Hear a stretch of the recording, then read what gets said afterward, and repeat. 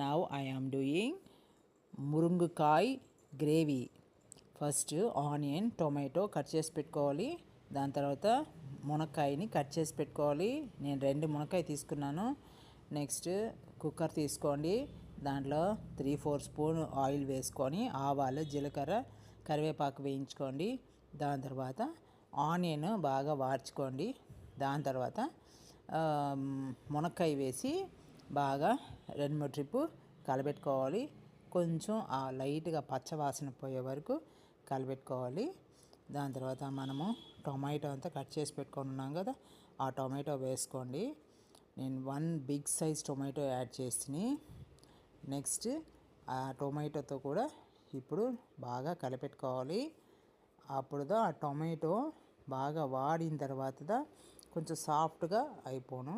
అట్లాంటి టైంలో ఇంకా జ్యూస్ రిలీజ్ అయ్యే టైంలో మనము ఉప్పు 1 స్పూను, కారము 1/2 స్పూను, నెక్స్ట్ పచ్చిపొడి 1 చిటికెడు, దాని తర్వాత ఈ కొబ్బరి పొడి అని చెప్పేసి కొబ్బరి ఎండుమిరపకాయ తెల్లగడ్డ అంతా ఆ కొబ్బరి పొడి అంతా వేసుకోవాలి. దాని తర్వాత బాగా కలపెట్టుకొని దానికి ఇప్పుడు కొబ్బరి పొడి వేసినాను చూడండి. 1 స్పూన్ వేసుకున్నాను కొబ్బరి పొడి.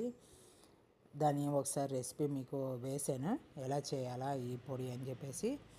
నెక్స్ట్ మనము బాగా కలపెట్టేసి దాని తర్వాత ఇప్పుడు మనం కొంచెం బాగా పచ్చివాసన అంతా పోయింది కాబట్టి ఇప్పుడు మనం ఏం చేయాలంటే వాటర్ పోసే ముందు కాల 1.5 స్పూన్ మిల్క్ విత్ క్రీమ్ దాన్ని 1.5 స్పూన్ వేసుకున్నామంటే చాలా టేస్ట్గా ఉన్నాం. ఈ మునక్కాయ కూర చేసేప్పుడు మనం అది వేసామంటే ఎక్సలెంట్ టేస్ట్గా ఉన్నాం. అందుకని 1.5 స్పూన్ నేను వేస్తేని దాని తర్వాత బాగా కలబెట్టుకొని వాటర్ యాడ్ చేసుకొని దానికి కొంచెం వాటర్ కావాలంతగా ఆ మునక్కాయ మునిగే వరకు కొంచెం దానికంటే తక్కువ ఉన్నా చాలు. అదే ఉప్పు కారం అంతా వేసేసి ఇప్పుడు క్లోజ్ చేసుకొని 2 విజిల్స్ పెట్టుకోవాలి. మునక్కాయ గ్రేవీ వాస్ రెడీ. అది రైస్కి కలిపి తింటే ఫెంటాస్టిక్గా సూపర్గా ఉన్నాం.